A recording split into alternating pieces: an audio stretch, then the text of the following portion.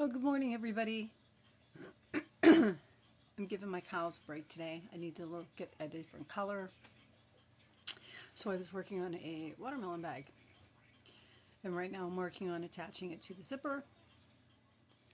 And thank you, everybody, for joining.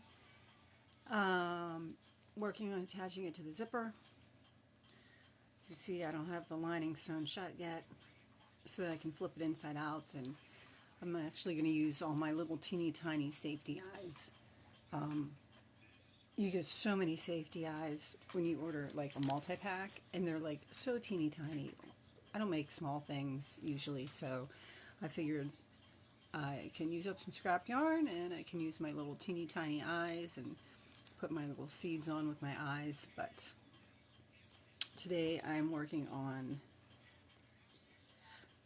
putting my zipper on. This isn't usually how I do my zippers, but I know I've seen a lady that's been doing a tutorial with like a chain stitch around the zipper, and then she crochets her bag from the zipper down. I attached my zipper to my lining first, and you can see if I know I did say that I was going to work on puppets today. So if any of you join me that want to see puppets, I don't mind switching over to puppets. But you can see I have my lining, nice zipper, and I'm. It's not my favorite method, and I have used it before. Um, the stitching the chain stitch right to the zipper and then crocheting the piece to it. I would I usually just take my pieces and line them like you would if you sew. I would just use my bag piece as my fabric piece and I would just sew it on the machine. Learning how to do zipper works for me. Well, typically I would actually just make two pieces like I would a bag to sew, and then I would just sew the zipper in on my machine. But seeing the tutorial a couple days ago, the woman was doing the chain stitch. It's not a new thing, but I figured since she was doing that, I thought, oh, you know what? I have tons of zippers, and I have been making bags, so I would needed to look at a different color other than cows. I like the cows, and I'm going to finish the cows. I might do one cow a day, but I definitely want to look at something other than cows. So I'm working on the first side of the zipper, and this is the part that I have done. And I'll do a couple of chains here. I don't know I have two threads going here, so I don't know if you embroider, if you've ever embroidered a chain stitch. An embroidery is pretty much as doing a chain stitch. It looks the same. So if you can see that, I have my chains up here. It'll be easier. I'll do a couple of chains and I'll show you. But an embroidery chain stitch, it's pretty simple. I actually like to do them backwards, but I started this group forwards. So to do my chain stitch, I like to do it with my piece pinned. That way I can see exactly where my stitches are. So I can make my chains on my zipper as big as the chains on my piece. But to do a basic chain stitch, this might be difficult to see. I'll show you the best that I can. So I've got this one here done. And to do the chain stitch, I'm going to put my needle back down through the exact same hole that it came out of.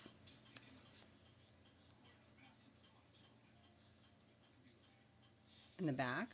See, you'll always get like a running piece of yarn on the back if you do it this way, which is why I usually do it on my machine with invisible thread. But anyway, so, and I have a knot in here, so it's going to take me some pulling. So once you've put it back down through the same through the same hole, so you've put it back down through the same hole where it came out of, you're then going to bring your needle up. As you can see, this is where it comes up. It comes up pretty much where my stitch on my piece comes up. So I'm going to go to the next place where the stitch on my piece comes up, and I'm going to bring my needle up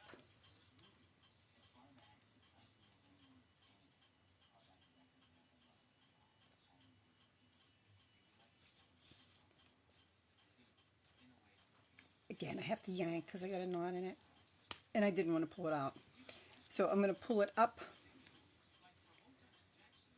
where that other stitch is coming out, so you can see where the stitch is on my, that's where my stitch is going to be here. And I'm going to pull this a little bit, but I'm not going to pull it all the way through. I'm going to leave the loop so that I can insert the hook or insert my needle, so when I pull it, I don't know if you can see that, it pulls down and it gives me a chain stitch. And then I can take this stitch that's right on top of that stitch and I can slip stitch it. So that's what I did down here. I have, after I worked my row of embroidered chains, I just slip stitched it so it gives it like that nice little edge. So I'll show you again. So once you've got the chain, once you have your embroidered chain stitch, I can't tell them, and it's the same size as the stitch here, and you want to do another one, you're going to take your needle and you're going to insert it exactly in the same hole. It's exactly in the same hole. And you're going to pull it down again. My knot. I refused to give into it today. And you're just going to pull it down.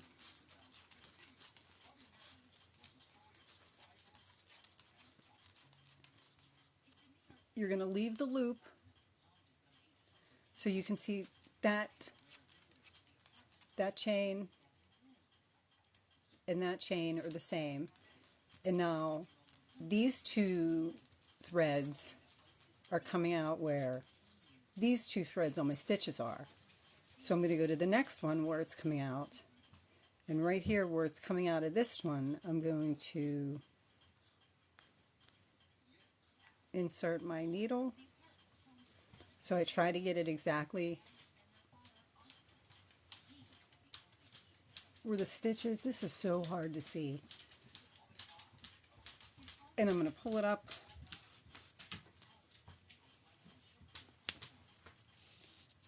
And then I'm going to, again, put it through my loop.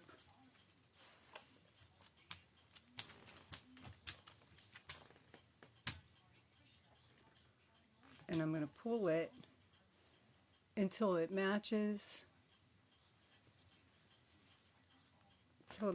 the size of the stitch right above it. So again, you go down in the same spot. If you pull it too tight, your zipper will, I should do a decent tutorial on this to show you guys. But I don't, unfortunately, know. You can see it clearly? Oh, good. But the opposite way, so I'm going to do another one. I'm going to pull it through, and excuse my yanking of my knots. I refuse to give into it.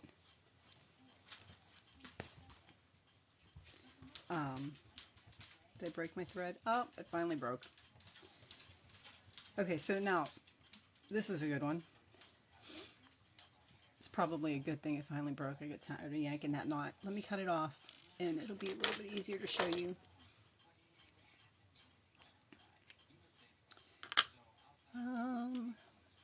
this is the hard part. Trying to, I did not have a pointed or a sharp darning needle. I just had a blunt point darning needle, so I'm trying to thread it through one of my sharp embroidery needles. Okay, so there's your chain that matches that chain. You're going to go down through the same hole, and you can flip it over on the back just to double check you're actually getting in the same hole. Pull it through, leave the loop, pull it through and leave the loop, and then about where your stitch comes up on your piece, that's where you're going to come up again. And once you come up through there, you're going to catch your, make sure it's not twisted, but you're going to catch your stitch, and you're going to pull it so it then matches your stitch on your piece that you want to attach. And then to attach them, I'm actually using a little bit of a smaller hook. Let's see if I can adjust this a little bit better. Oh, I shouldn't need to. I should be good. Okay, so then to adjust this, this is where my second thread is because I was doing it both at the same time. Not adjust it, to attach it. So to attach it, you see where I have the stitch on the bag and the stitch on my zipper. So I'm actually going through both loops of the stitch on my bag and just the bottom loop of the stitch on my zipper, and I'm just going to pull it through and do a slip stitch. This is why I did a few of them, just so you can see. But I will, again, you can see where the bag stitch matches up with the stitch on the zipper. And I'm going to go through both loops of the bag stitch, the bottom loop of the zipper stitch, and I'm just going to pull a slip stitch through. And it like creates that like little edge there, that little lip on that bag. And no, the zipper will not get caught on that. It's far enough away. So one more time, I'm going to take my pins out. I'll take where my stitches line up, my stitch on my bag and my stitch on my zipper, and I go through both loops of that, and I go through both loops of that, and then I pull it down through. Now, you can, if you want, do all of your chain stitches at once, and then after you do all your chain stitches at once, go back and do your zipper. And I know it looks a little bit wavy, but it's actually, that's because I have it like flattened out. It's actually curved at the top. So when I pull the zipper shut, it won't be wavy anymore. And you can give it a stretch too, because the yarn will stretch. And it's red heart, so it will grow when you wash it. I don't know if you guys know that or not, but when you use red heart, it seems, I like to use it. Especially when I'm doing like sculpted pieces or pieces that I really want to see a shape to, because it's stiff to work with, but as soon as you wash it, it gets really soft, and it does tend to grow just a little bit. Not a lot, just a little bit, just from softening up. But I'm going to finish doing my chain pieces. Did that help? Were you able to see that okay?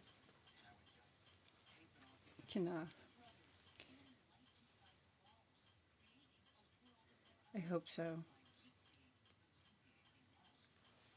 When you're ready for something else, I do have my puppet pattern, and I can work on my puppets. But I'll get one side of this done, and then I think I'm going to pick up my puppets, since I broke my yarn. So again, there's my loop. You can see this one matches this one matches this one. So now this one is going to match this one, so I'm going to bring it up about here.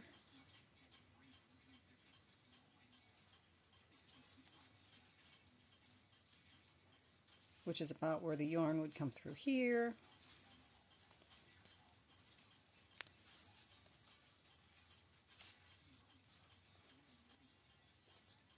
Undo my twist. Oh my goodness, is my yarn is split again. Mornings are not for tedious things like that. I clear my screen. Oh good. Okay. Did that help?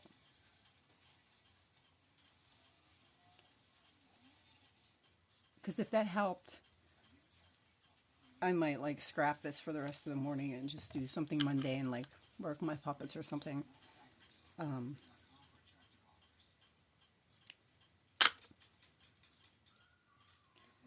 Alright, let's try this again. I do actually put a little bit of chapstick on my...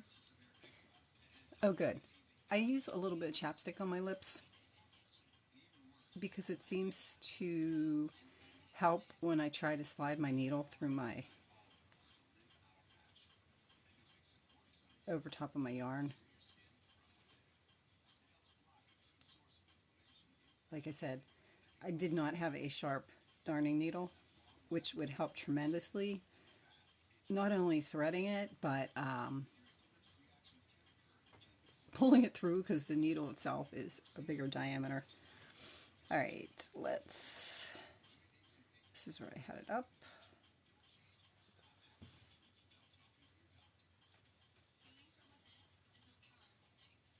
Then I'll make my stitch. My stitch matches up with that one. Since it matches up, I'm going to put it right down in the same hole. So it's in the same hole. And then make another loop. And then that one matches that one. I want this one to match this one. So where it comes up,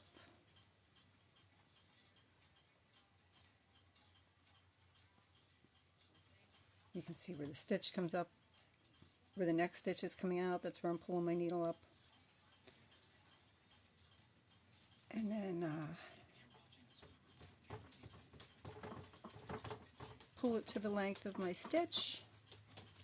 So you can see, and I like to do it I like to do it as I go just because then I know they're lining up. So I got this one slipped through this one. So now I have 3 more. They're lining up. So this is my next one to do.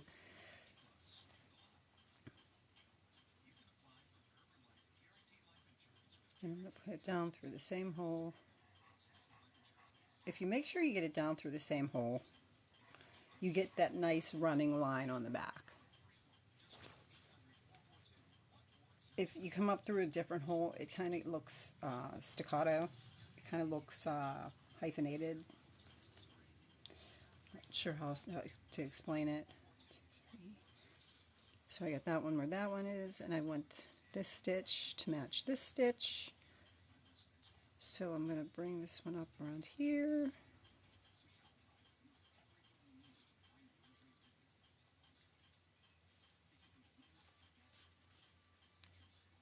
Catch my loop, finish my chain, make sure they match up, and they do match up. So I think I'm going to do one more before I have to go around my edge.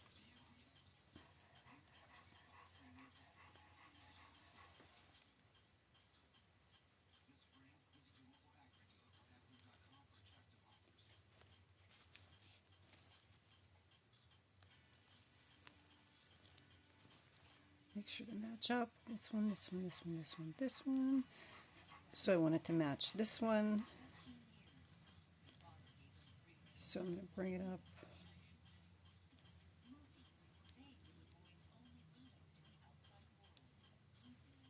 Right about there.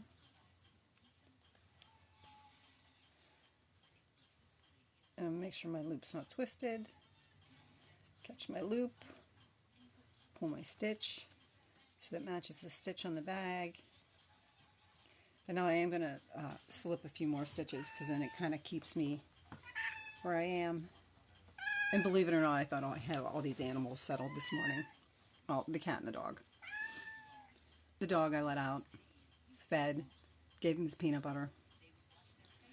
So again, once I have all my running chain stitches there and they match up with my stitches, I'm going to go through both loops of the piece, the bottom loop of the zipper, and pull my slip stitch. And then I'm going to go into the next one. Both loops. One loop, pull the stitches, both loop, one loop, pull my stitches, pull my slip stitch, both loop, one loop, pull my slip stitch, and then the only one I won't do is the last one on there because I'm still working with this one. Whereas I was totally done with these, I still have my yarn coming out of there and I'm still working with that stitch, so I won't slip stitch that one just yet. But so far, tuck all my pieces back in there. I have one side done here. Still have my ends marked. I just about have one side done here. But you can then see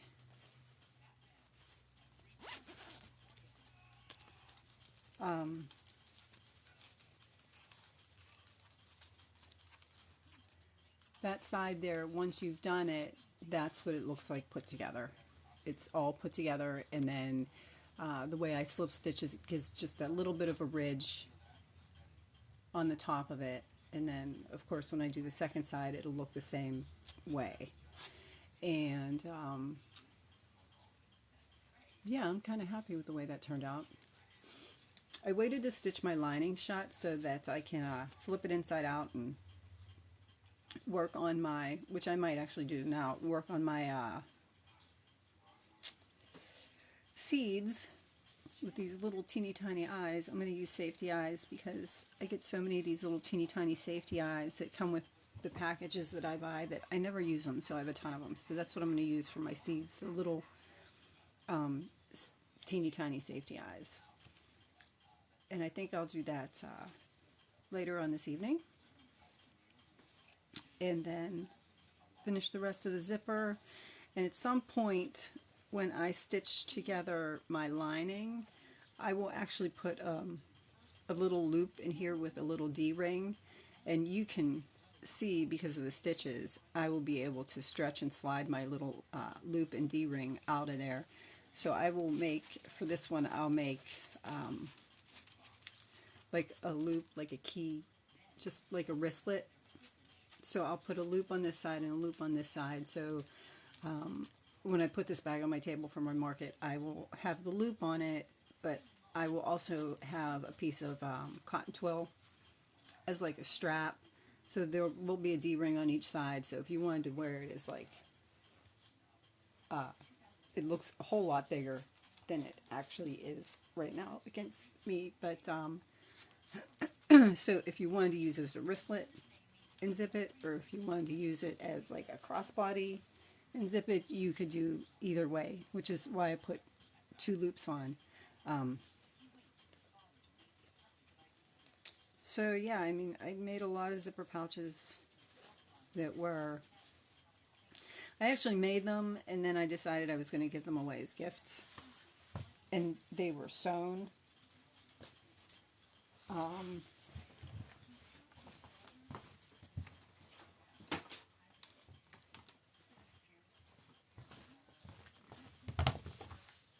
But like you can see here, I have a strap and I have my little loop, and this is what you'll be able to, when you stitch it into your lining, you'll be able to actually squeeze this loop and this D loop through your stitches so that it comes out of the side of the bag, and that way your handles and your strap is secured to your lining and not to the crochet, so it won't pull apart.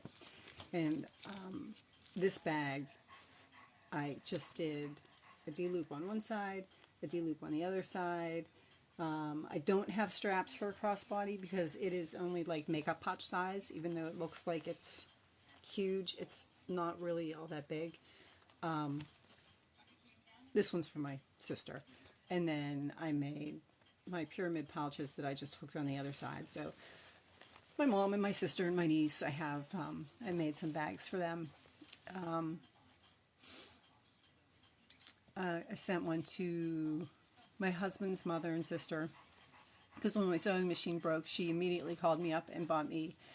Well, my husband had taken me out to buy me a new sewing machine, but when my sewing machine broke, she immediately called me up when she found out. And she found out that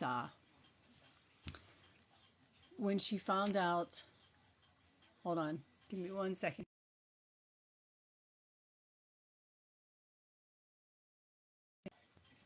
All right, I'm back. Can you hear me a little bit better? I forgot to turn my earpiece on. So when she found out that my sewing machine broke, and she found out that my husband took me out to buy a new one, she immediately went to the bank and put money in the bank to pay for my sewing machine. So we went out and bought fabric, and I was making bags for her. And my sister-in-law, they live together, and so I made one for my mom and my sister. And so instead of being on my table, they will be my gifts. We decided to do Christmas and Easter this year because I live about 100 miles away from the city from them, and I'm glad we made that decision because it snowed like crazy, both here and there. And, oh, cute, thank you. It snowed like crazy, and I was really glad we didn't make that drive. But the past couple lives, I've done cows, and I think this time I am going to work on a couple puppets. Where did I put my pattern? Oh, here's my pattern. And this is my pattern. I'll show you, but I usually have puppets on my tables. I do sell a lot of puppets at markets. The kids come up, they love them, and I showed you some of them yesterday. But this is one that I had like 5 of them, and for some reason just sold them all the last time. But it is a shark. And I do have a pattern, and just like I have the pattern for this basic body, I'll show you the back so you can see just the basic body, just the head and the arms and the legs, and it's a nose, so it's everything comes in one piece. The only thing you stitch on is the nose and the ears and that. I do have that written up and with photographs on my website. So if you go to my link tree, you can find that pattern. I actually have the link for the takes you right to the page on my webpage for that pattern, and it's free if you want to just print it up or whatever. Puppets are kind of the same way as the amigurumi. It's just the basic shape, and it's all about what you put on it. So like this, I will take and I will make bunnies out of it. Okay, this is one that I made with worsted weight. It looks a little bit smaller, but some of them I'll make bunnies out of. I'll put some like long ears and little puff tails on the back of them. I might make a couple of goats out of them. I might make a couple of dogs out of them. I'll probably do a couple of kitties out of them. You know, the kitty, like I said yesterday, the kitty that shall not be named because I got a cease and desist for that one. I had a lip balm cozy on Ravelry and got a cease and Etsy actually, and got a cease and desist letter from that particular company and Etsy that I had to remove that because I could not be profiting from it. So if you happen to find me, it's that particular kitty that will not be named, or that I shall not name, and it's a lip balm cozy, and it's free because I'm not profiting from it, so it's there. You can have it for free, and I should probably put a link on my website to it so you can find that easier, but I do have that one. Oh, that might not be on Etsy because I don't think I can put things for free on Etsy. I think it's just on Ravelry. but yeah, so it's pretty much all about what you add to it to make it into what you want it. So, I added ears and horns and a nose and a bell and made this one a cow. After I do cows, I'll probably do some other ones. Shall not be named. That's correct. That kitty shall not be named. And it's funny because my daughter loves that kitty. And when I grew up, I loved that kitty and had that kitty everywhere, which is why I made that kitty. And now in my household, that is the kitty that shall not be named. So, yeah, there are so many possibilities. And the puppets are the same way. So I have two basic patterns for my puppets that I personally use. One has a pointier nose. So if like you're making a fox or a duck or something like that, I use it's just really half the first part of the pattern that's different. And then I have a second one that's just the basic one that is a rounder nose. So if I want to make the puppet into a cow or a goat, or I made purple people eaters, I have a dragon I made. You can pretty much just use the basic pattern and then whatever embellishments you want to put on it, you can put on it. And that is like spectacular because I can just sit and make like bodies after bodies after bodies after bodies after bodies and then just decide what I'm going to do with them. But sharks I am definitely out of, and people seem to like them. So I brought my glue yarn and I figured I'd start making a shark and show you how I do that and see how far I get with it.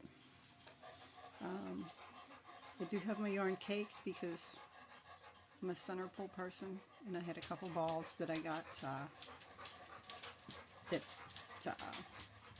relative had donated to me that she had rolled into balls, and I hate it because they just roll all over the place. So I like mine caked and center pulled. I don't use my winder and swift too often.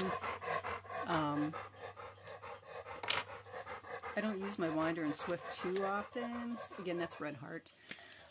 I find that when I'm making things that I want people to use a lot of, like the puppets, I do like to use, and I'm not getting paid for them. This is just paid by them. This is just my personal preference. But I like to use the Red Heart yarn because it's acrylic. It is washable. It is dryable. It will not get funky. If you throw it in with like a load of towels, it's not going to come out like pilled and falling apart. So when I make my toys and puppets for my shows, or even just to give away, this is what I use. And I will show you because I use a magic loop. So when I do my yarn, I do my magic loop, which is basically just making a loop and pulling your, which is basically just holding your tail, making your loop, and then grabbing your working yarn underneath your loop. And there's lots of tutorials out there for that. That's hard. It took me a while to master that one. My daughter picked it up like this. She was like, oh, this is like, she was like 10 or 11. She's like, oh, this is so easy. And I was like, are you kidding me? But an alternate method is the standard go-to. Chain 2. And then for this one, let me see here.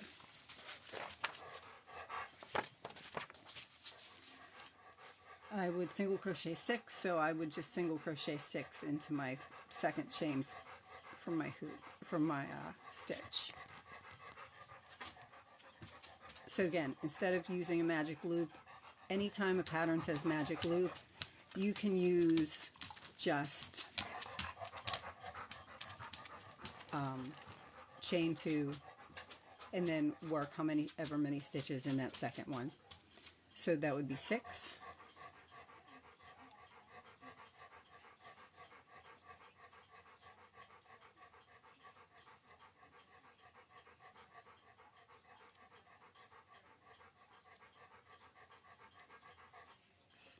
And you'll notice when you do the chain 2 method, it leaves like a hole. You can always leave a longer starting tail, and then you can go back and loop through the backs of your stitches to pull it tighter so that it closes that hole, and then tie a little knot. And that way you won't have the hole that you get when you use the chain 2 method instead of the magic loop method. That's what I used to do. But I do like the magic ring method, which is just you're putting. It's so hard to see. I'm trying to get a good angle here, but the magic loop method would be you make your. My hands aren't even in the picture. You hold your end. It's my end. You wrap your string around your finger. Hold your X there because this is your loop, and then you're going to grab that working yarn underneath it to make your loop. And then you just, again, hold where you're holding, and it makes a ring that you have, like, you can see it slides through. And then you can chain, and it kind of secures it a little bit more. And then you see you have your ring. And then when you're done, you just pull this, and it pulls everything tighter. But all the patterns that you will ever find from me tell you that you can alternately use the chain 2 method and single crochet that first round into the second chain. Because I found it very intimidating when I first started, and I thought, this is ridiculous. I don't know how to do this. And not everybody does, and not everybody wants to learn it, and that's okay. Not everybody has to. Everybody does it the way they like to do it. But after I make my magic loop and I pull it tight, and if you do a magic loop, you can't leave it unsecured, because if you leave it unsecured, when you do finally eventually wash it, it will come out. So after you pull it tight, you see the first chain here? You see the first chain here? Right before the first chain is like that little loopy thing where or the first single crochet, there's like that little loopy thing where you did your chain 1 to start your round. I usually pick up my tail end and I go through that loop that was my chain 1, and I chain 2 with my tail end, and I just pull it out,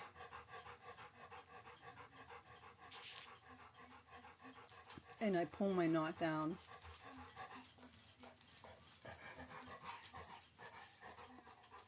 And that secures my first round of my magic loop. And then I can just single crochet right over the tail end of that, which is, I like to do that because, again, I don't like to pick up my needle, and I don't like to sew things together when I crochet. So let's see, I'm working on the top jaw. So if you see on the pattern, and I am my doggy and kitty, Charlie, Sir Charles, in charge of the chocolate factory. Am I dating myself? And yeah, Kitty just kind of does whatever. He gets up, meows, goes back and lays at the window. But Charlie will sit here and huff at me all day long. He will just sit in front of me and huff at me. He's been fed. He's been watered. He's been outside. He got a bone full of peanut butter. And that's why he left me alone for the first portion of this, because he just took his bone full of peanut butter and ran. And now he's back to huff at me because now he must be bored. But this is what I'm doing. So, for the top jaw, and eventually, these, I do have these patterns listed. I don't know if I have them listed or not. I do have them available as PDFs, and if you really wanted it and couldn't find it, just like send me a message or go to my webpage and hit the contact page and put in your information. Say, hey, I saw you on TikTok. I saw you doing the shark puppet. I'd really like to have the pattern, and I'll just email it back to you because it gives me your email address, and I'll just email you the pattern back. If I don't have it, I'll let you know. I'll put like TikTok in my name in the subject bar so that you know it's coming from me, because again, not to date myself, I still have an old AOL account. Whoops. Okay, so second round of this, and this is what I'm going to start keeping. I'm going to use my bigger hook. I have a 6mm hook that I'm using here. It makes the puppets a little bit looser. That way, if you have bigger hands that want to go in them, they can. And trust me, it won't make the stitches look too bad. And I crochet tight. Like if you crochet really loose to begin with, a 5mm hook, which is what I have listed on the page, should be good. And it's good for a small hand. But if you crochet tight, I would definitely use a 6mm hook. But for this one, I'm going to single crochet, and then I'm going to increase, and then single crochet and increase around to give me 9. So instead of being 6 and 12, it'll be 6 and 9. So for the first portion of the nose part, to make it pointier, I'm only going to increase by 3 and not 6. And I'm not real sure what my dog wants.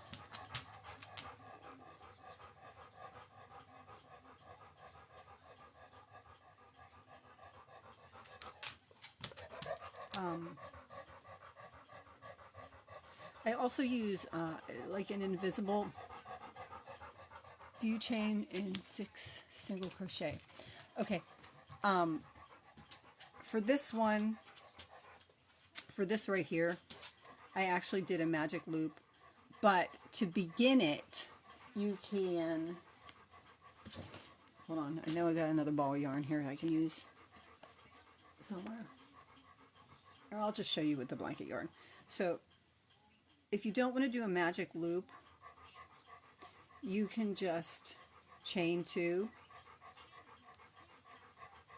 and then put your 6 single crochet for the first round in the second chain from your hook. So you would just start at 1, 2, 3, 4, 5, 6, and you know, you really can't see the hole when you do the chain 2 method too much with the blanket yarn, but with the worsted weight yarn you can. So I recommend just taking the tail of the yarn and like pulling. You just go back and forth a couple times on the back of it so that it doesn't leave that like gap from the chain 2. But yeah, most of my patterns that I have and most of the things that I do, I would give directions on how to do a magic loop and how to do chain 2, 6 single crochet in the second chain from the hoop or from your hook to start your first round. It's everybody's personal preference. It's, you know, nothing. I personally like it because I hated always having that hole there, and when I learned how to do it, like I said, my daughter learned how to do it really fast. She was like, oh, this is easy. And she was only about 10. And I'm like, well, if she can do it, I can do it. So I sat there and worked until I could. 1, 2, 3, 4.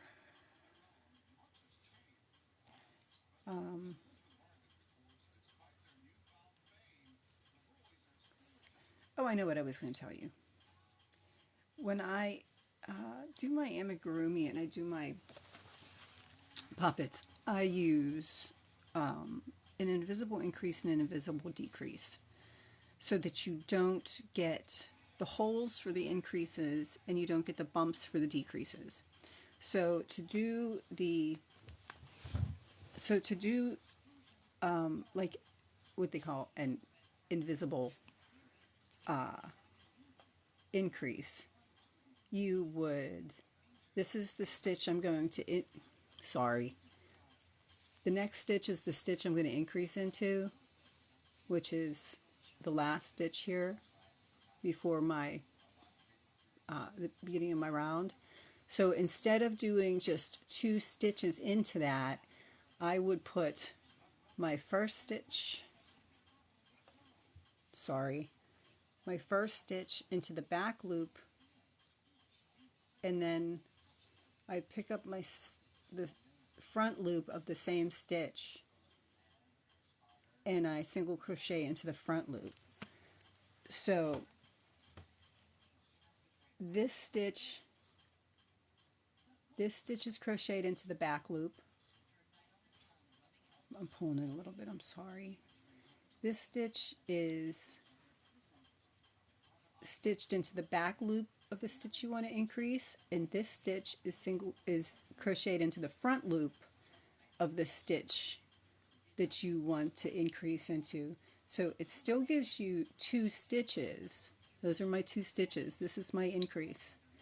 It still gives you 2 stitches, but you don't get the hole that you get when you do 2 stitches into 1 stitch. Does that make sense? I hope so. A lot of these things I just learned on YouTube. A lot of these things were just trial and error, trying to make things that I saw other people make. Because up to maybe about 10 or 15 years ago, the most I ever did was like really just blankets. And then I started, as my kids got older and I had more time on my hands, I started doing like more and more things and teaching myself more and more tips and tricks. But I've been doing it for a long time. At least 40 years. I've been holding a hook and a piece of yarn in my hand for at least 40 years, if not longer. Alright, so I always put my stitch marker in my first stitch. Thank you, Rose. I always put my stitch marker in my first stitch because when I do things like this, I do them in a spiral. Like, I don't join my rounds. So you just keep working in your rounds, and that way you don't get that seam down the side. Let's see. So this one is single crochet in the next 2 stitches. 1, 2. Then again, I will single crochet to increase in the back stitch, and then single crochet in the front stitch, and that's my increase. And then you'll see when I do the next stitch, you really can't see the hole where you increased from because you did the front and the back. Sometimes it's a little bit different. Like if I'm working on like shawls and things like that, you're going to see both sides of the fabric. So sometimes it's more beneficial just to do the 2 stitches in one, or just to do a regular decrease. Because you're going to see both sides of the fabric. With the increase, it doesn't really matter, but when you do an invisible decrease, where you would, to do an invisible decrease, you would pick up the first loop, of the stitch you want to decrease. I should get a smaller hook to show you. So to do the invisible decrease, you would pick up the first stitch of the front loop of the first stitch you want to decrease. And then you go through and you pick up the front loop of the second stitch. So you've got 2 stitches on there. And then you pull through both of those as the first part of your single crochet, and then you pull through both through as the second. It makes it look nice on the front. There's no bump. I don't know how easy it is to look. But you see on the back, it does kind of leave like a raised, where you've got those 2 stitches there. So when I'm working on things that you're going to see both sides of, I don't always use those. but when I'm doing my dolls and things, I do. And if you guys don't mind, Beastie here keeps walking back and forth to the door, so I think I'm going to let him out real quick. And I'm going to come back and work on my puppet for a while. You are Beastie. You are Beastie. I don't know if you can see him. Come here. There's my Beastie. My chocolate lab. He's stinky. So I'm going to go let him out, and then I'm going to go wash my hands too. Be right back. Do you have to go outside? You don't want outside? Come on. Do you have to go out? No.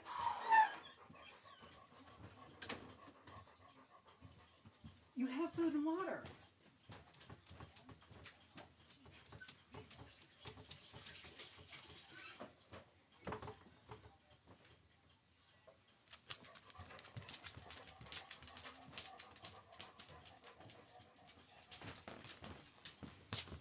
Alright, so I don't know what he wants, so I'm just going to let him sit here and hop if nobody minds, because I don't know what else to do with him. I don't know what to do with you. You are a crazy dog. No, I just washed my hands. I'm not touching you. Go lay down. Will you go lay down? Please? Go lay down. I want to put my paper here, and I don't want you drooling on it. Yeah, you. Oh, crazy animal. Okay. It doesn't matter. It's not like I keep printing another one. I just don't like my animals around my yarn and my stuff. But this is incessant. And right across from me is my couch, and sometimes I will actually just throw an old blanket on top of my couch so that he can sit there. And he sits there and hangs his head over the arm of the couch and just sits there and huffs at me the entire time. Which is a lot better than him trying to get on my lap and huff. Because he is certainly not a lap dog. Alright, I'm on round 3 here, which is 2 single crochets and increase. So 1, 2, and increase.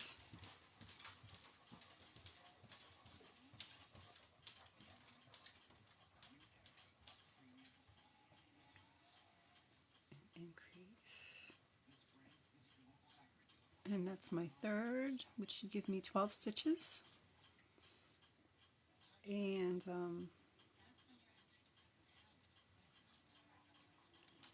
the next one I'm going to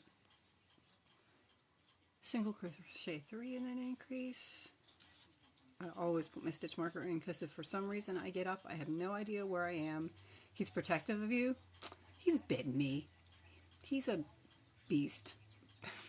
No, but that was when we first got him. He was a stray that was picked up on the side of the road by, I don't know, somebody who was friends with my older neighbors at the time. And they tried to give him to my older neighbors who couldn't handle him even as a puppy. He was like 8 months old and still really strong. So they came over and caught my husband and my daughter outside in the yard and said, "Hey, would you like a puppy for your birthday?" Because it was my daughter's birthday. And of course my husband's like drooling, "Oh my God, it's a chocolate lab." And my daughter's like, "Can we have another dog?" I'm like, oh, really? So that's how we ended up with Charlie. And he was a little bit aggressive at first, but I never usually had male dogs. I usually always had female dogs because I, by myself, I don't know, just a preference, I guess. And until we got him neutered, he was actually pretty aggressive. And then once we got him neutered, it was like night and day. He was just like, "Okay, I'll just follow you around the house and be a pleasant dog." So that was truly one of the best things we ever did, was to get him neutered. I'm really, really glad we did. Okay, let's see. Single crochet in the next 3. And increase. And this is, for those of you who are joining me, this is like my basic pointed nose puppet. that I will try to get up on my website with my basic small amigurumi body. It's probably not going to happen until at the very earliest sometime this weekend, because I can only sit in front of the computer so long. But the one that I'm working on now, it's blue, is shark. And I, I do really well with my puppets when I do shows. And they're simple to make. Like, I could probably sit here for about an hour and a half and finish a puppet, including all the pieces to them. But usually what I'll do, because I'm bored, like once you have the snouts done, the jaw pieces, once you have the top and the bottom of the jaw pieces done, you are really just, I'm looking through my pattern here to see if I have, you really just start like going around in circles. So you get to the point where you have so many stitches, and then for like, I don't know, 15 rows, you just keep going around in circles. So I don't have to count. I can just keep moving my stitch marker and then just count my rows to make sure I get them. But yeah, I like some things that are mundane sometimes. Like, I don't always want to sit and count. Sometimes I want to just do it mindlessly, just to have my hands doing something. But so let's see, we did 3, now we're in a single crochet 4. To make the pointed nose puppets, when you make the regular like amigurumi and the round heads, you would typically increase by 6. To make my pointier nosed puppets, I increase by 3 for the beginning of it.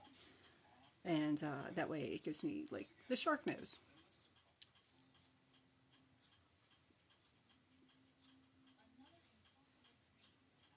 Four.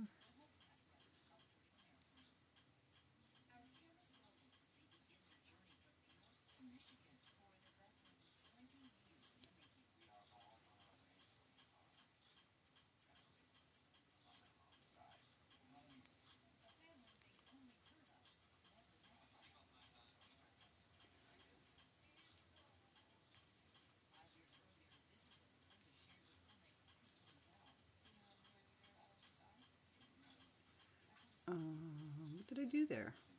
Something wrong. 1, 2, 3, 4, 16.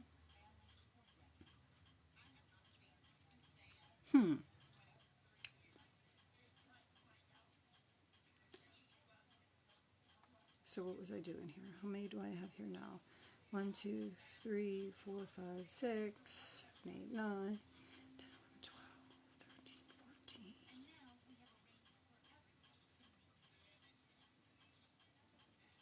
This should be, I don't know where I screwed this up somewhere. Trying to count and talk at the same time. You'd think I'd learn to keep my mouth shut. Do I babble too much on here? 3, 6, 9, 10, 11, 12, 13, 14. I missed an increase.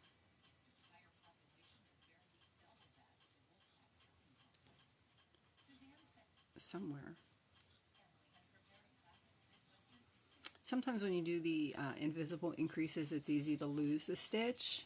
No, you like to hear? Well, thanks. I appreciate that. Sometimes when you do the invisible increases, sometimes your stitch next to it disappears. I'm not real picky. 7, 8, 9, 10, 11, 12, 13, 14. Well, I'm just going to make one more increase and call it 15 and see where I am. 15, so 1, 2, 3, 4. Should be 15. Okay, and then we're going to start the next round all over again. I just kind of, if you got to stick an extra stitch in there when you've only got an increase of 3 or something, it's really, nobody's going to notice that. And don't they say you should always leave some sort of like mistake in there so your soul can escape? Isn't that like one of the thank you, Rose. Can leave a mistake in everything that you make, so a little bit of your soul, or so you know, you put your whole soul in your, you know what I mean, into the work that you're doing. So you always leave a mistake somewhere so that your soul can escape and not be caught up in the entire project and given away. Anyway, one of those old wives' tales. All right, so I have my 15, and now I'm going to do 18, which is single crochet in 4. 1, 2, 3, 4, and increase.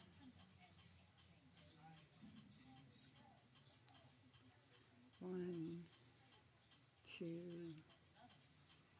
3, 4, and increase. And now I should be right on the money. Watch, I'll be off again. No, 1, 2, 3, 4. Nope, I'm right on. 1,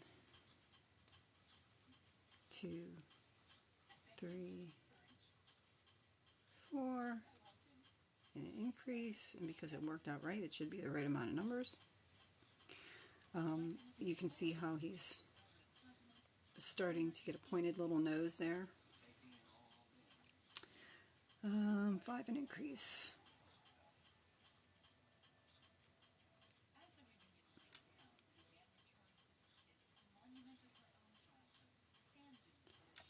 What did I do there? Whoops. Twisted my yarn up.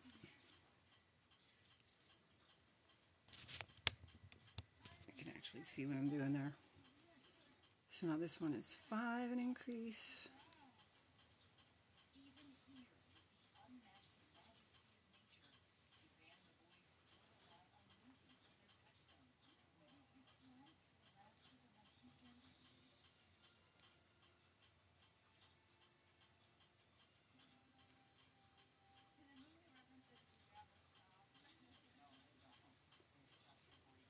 Four, 5. I'm counting out loud just so you know that I'm still here and I'm still paying attention to you guys. Or trying to anyway. And then increase. And then another 5. 1, 2, 3, 4, 5.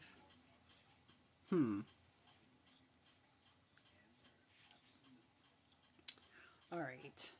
1, 2, 3, 4, 5, 6, 7, 8, 9, 10, 14, 15, 16, 17, 18, 19. This should be 21. Not paying attention, so for some reason I had 2 stitches left there, so instead of increasing, I'll just work in them. That's 21.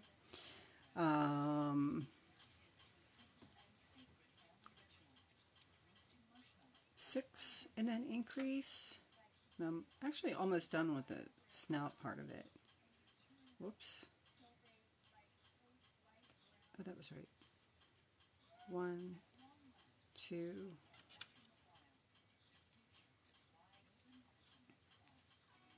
3, 4, 5, 6, an increase. Sometimes if you're trying to, like when you're working circles, if you don't want to get the hexagonal look from your increases being in the same place, you can, on rows where you have even stitches and then an increase, you can divide it in half to begin with. So if I'm doing 6 stitches and then an increase, I can do 3 and then increase, and then 6 and increase, 6 and increase, 6 and increase, and then the last 3 stitches will be just 3. And then if you're doing 7 for the next row, because it's an odd number, I just do the 7 and then increase, and it kind of alternates where your increases are, so you get like a more rounder circle instead of a hexagonal circle. But when I'm doing like the puppets and things like that, it doesn't really matter, because eventually I'm just going to start going around in circles and it's all going to look the way it should. So I'm at 1, 2, 3, 4, 5, 6, 7, 8, 9, 10, 11, 12, 13, 14, 15, 16, 17, 18, 19, 20, 21, 22, 23, 24. That round worked out right. And now the next one is 27.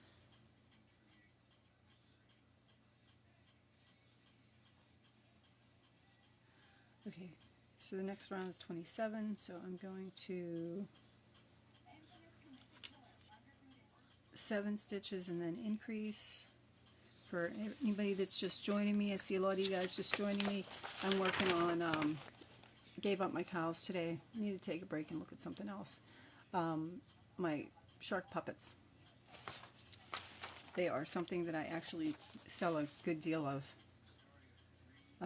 Puppets. Nobody else seems to make them, so people come to my table and see. I actually just have a 4x6 that my husband drills holes into, and I stick dowel rods in, and then I just put my puppets over top of them. So I have like my puppets, and then the rest of them just lay in front, like the cute ones that I like. But I have all kinds of puppets. I have cows and goats and some giraffes, and I did a lamb chop once. Everybody liked the lamb chop. Lamb chop didn't last. I found a pattern for scarlet macaw. Not my pattern. I couldn't really tell you. I'm not really sure who does it, but I know you can find it on Ravelry and Etsy. I did pay for that pattern. It was a scarlet macaw, and then I took that basic bird body and I made it in brown, and I altered the way the wings and the tail were to make it into a bald eagle, because where I live around here there's a lot of bald eagles. So they sell. I have a dragon. I have some purple people eaters. I have some just goofy ones that are just like variegated yarn that I had left over that I put like horns and big googly eyes on to make like monsters. I have ladybugs. You know, it's just a big. I do the basic pattern, and then whatever I want to do with it is basically how I do it. So I like basic patterns. You can't find basic patterns a lot anywhere. Like, I just want a basic pattern so that I can do this, and then I can take that basic pattern and make it into whatever I want. But it's hard to find basic patterns, so I spent the time and I put these few together for myself that I have scribbled in notebooks, so that I have my basic ones, and that's basically what this is. It's just my basic pattern. But let's see, this is the last one before I can start just mindlessly going around in circles for a while. So single crochet in 7. 1, 2, 3, 4, 5, 6, 7, and increase. 1, 2, 3, 4, 5, 6, 7, and increase. And 1, 2, 3, 4, 5, 6, 7, and increase. And since I worked it out and it came out the way it should, there should be 27 stitches there, so I'm not going to count them because it ended the way it should, which is fine. I am actually going to leave that stitch marker in because that was 8, row 8. 9, 10, 11, 12, 13, 14, 15, 16, 17, 18. So for the next 10 rounds, I'm just going to go around in circles. So I'm going to leave this stitch marker here, and I know that the stitch above that stitch marker is my first round. So I'm going to start all over again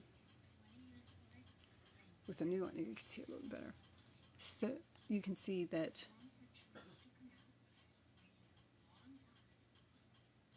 the stitch above the stitch marker is going to be my first round.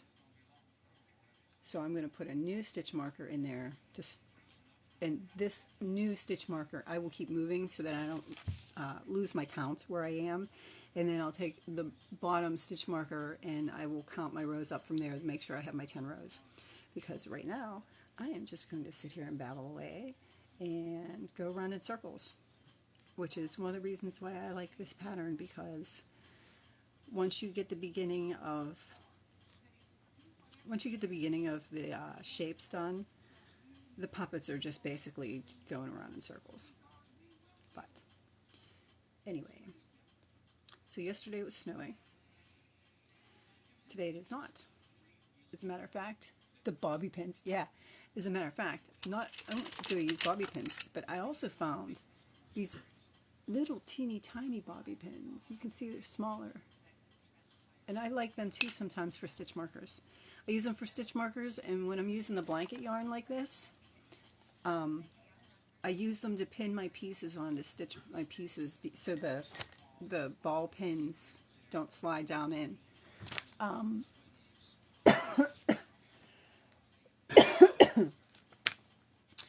Northeast Ohio.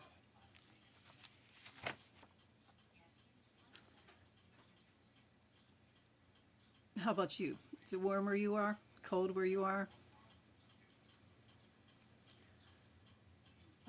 I don't like it. I don't mind it. We grew up as kids vacationing here, and at some point in my 40s, oh, good morning, Miss Coffee Bean.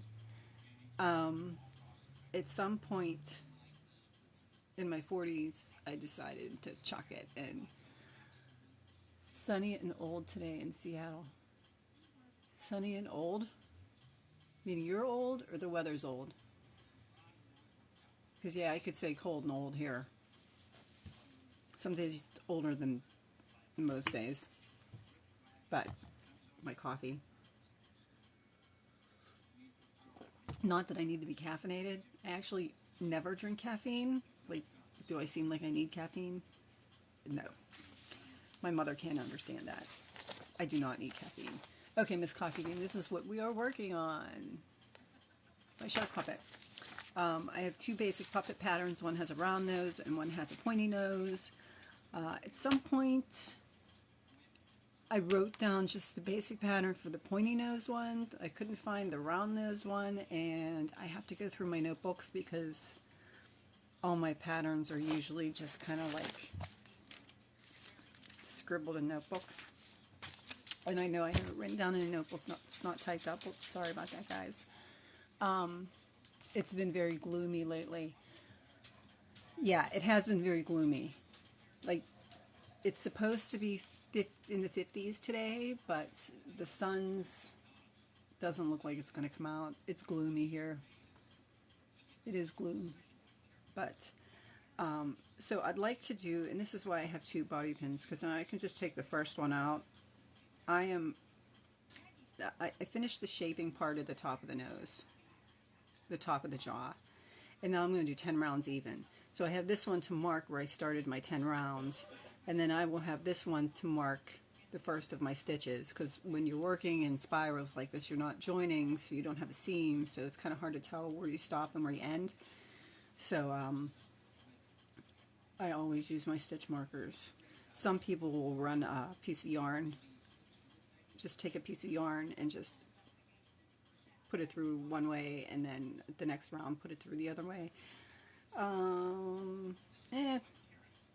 guess it depends on my mood and what I have near me. If I can't find my bobby pins, then sometimes I do that, but the majority of times I usually always know where my bobby pins and my crochet hooks are. The rest of this stuff is a real crapshoot sometimes. But good tips, thank you. I use stitch markers. I found that some spiral.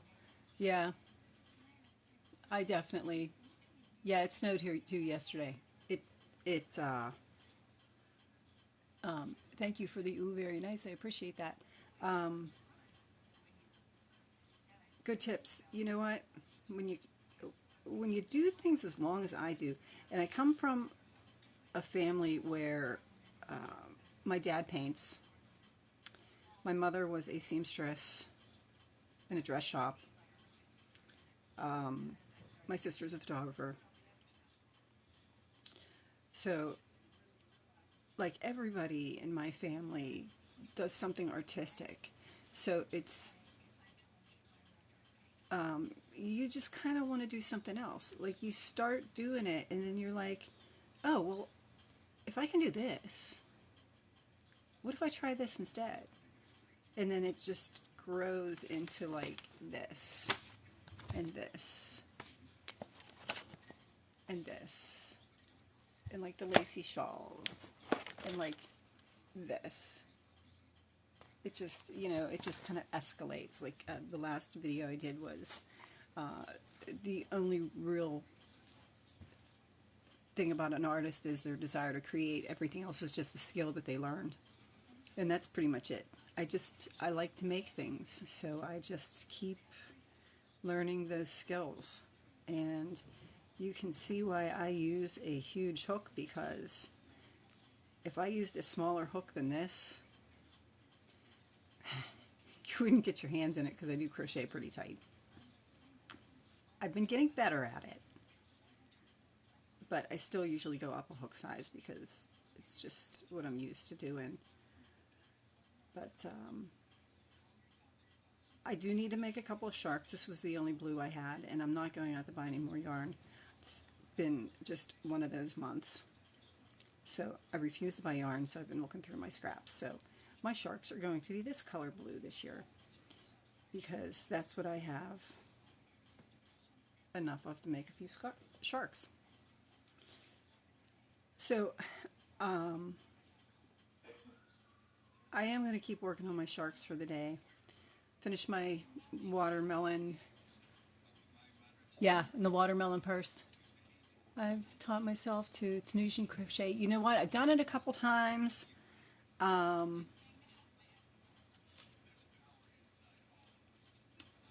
not sure how I feel about it. And I wasn't sure like what to do with it. And at the time that I was showing myself how to do it, like I had things that I needed to get done, so I really didn't self-control. Good for me. Not really. I had other things that I needed to get done, so I kind of put that on a back burner, just like I did with the tatting.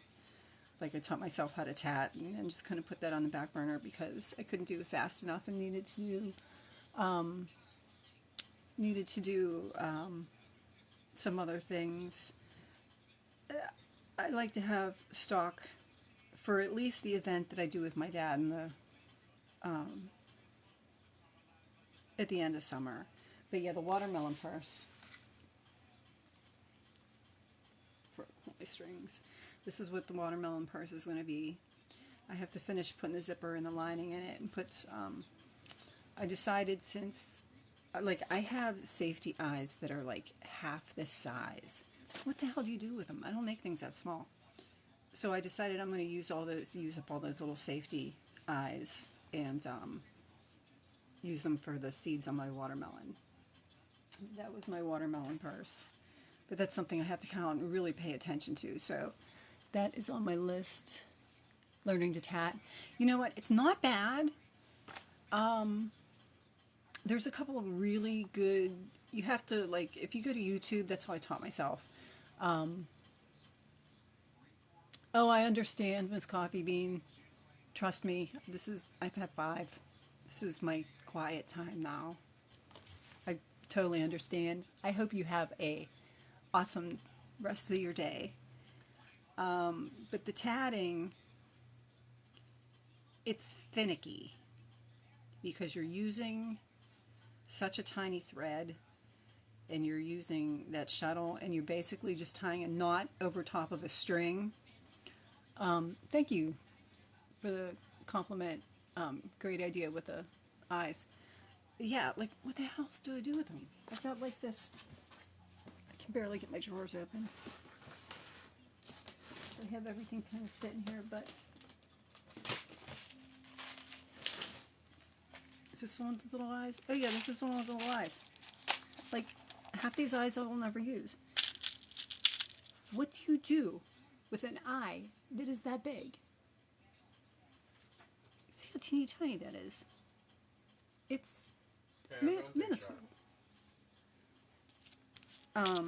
It's minuscule. What the hell do you do with them? So I figured, you know what? I'm going to use them as seeds for my watermelons. Use them up, get them out of here. Some things I get tired of looking at. But I will say, I don't know what time it is. It's, ooh, I've been like just babbling away for a while now. I am going to continue to work on my puppets. I'm going to at least get the top and bottom jaw done. If I get a chance, which I don't know if I will or not, I will try to sometime this weekend get the basic puppet patterns on my website so that you at least have a basic pattern. And then take the time and she passed. Oh, I'm so sorry to hear that. It wasn't hard. Like I said, it's not hard. It's just finicky. I don't know how else to explain it. Like it's something that you, like I can sit here now and work with this. And you can see now where I have my starting stitch and where I started my rows. I'm going to do 10 rows up. So that's why I did that. You can see it a little bit better that way. But I will at least tonight finish the top and bottom jaw of my puppets. Or at least of, you know, this one that I'm doing now. I do want to finish my watermelon bag. I'll show you that one tomorrow when I'm done. But I'll finish the top and the bottom jaw so that I can then show you how I stitch them together and then start the body of the puppet. And yeah, not too much else here. Not at all.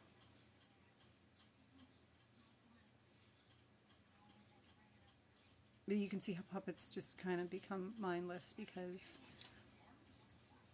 a lot of the rows will then just become repetitive, like you're just going around in circles to make them. Whereas this is constantly changing because it's small, so you're doing the head, then you're doing the body, then you're doing the legs, so you're constantly changing. The puppets are tend to be a little bit more.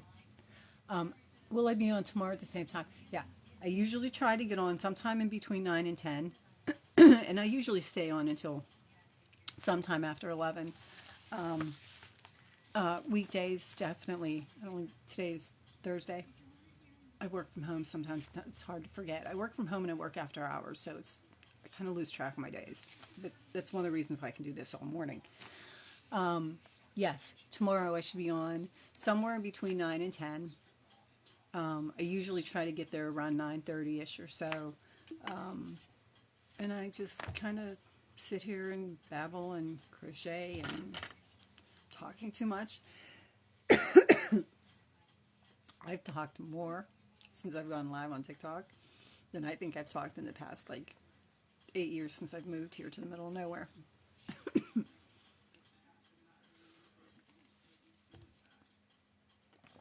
It's 8:20 in California in the morning, yeah. My mother-in-law and sister-in-law live in California. So I do know the difference there, but yeah, it's probably not cold there. It's probably not only 40 degrees there. It's probably nice and warm. In the summers, I'll just take this outside and I go sit on my swing outside in my yard and do this. And I'll take you guys with me too. But I enjoy being able to babble. It's nice to hear people tell me that the tips and tricks that I've learned over the years are helpful.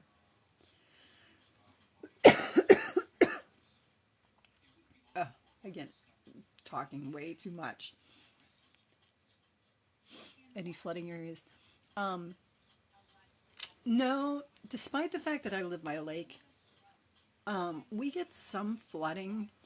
Like, we live in the middle of nowhere, and like most of the properties have ditches.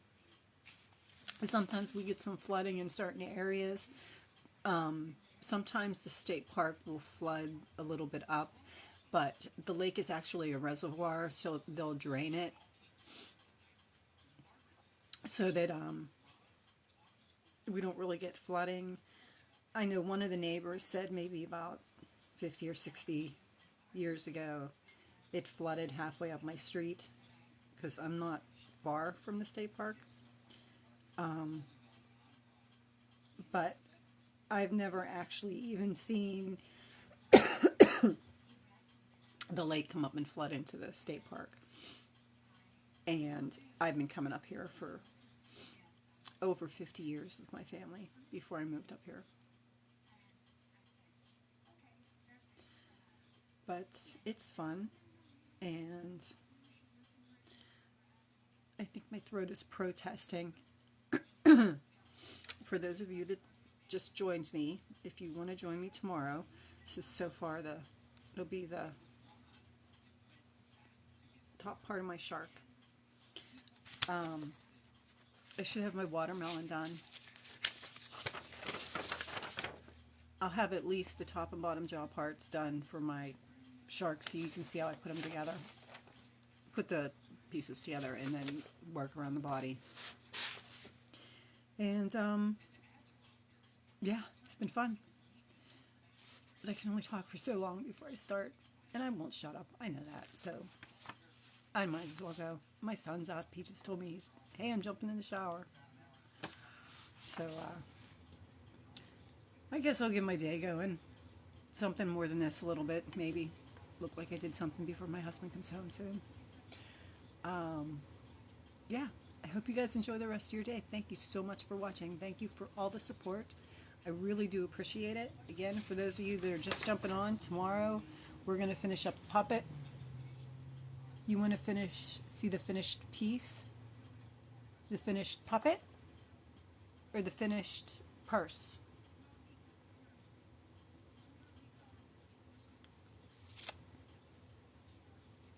You don't have a name there with you. It just says user 651. That. The finished puppet.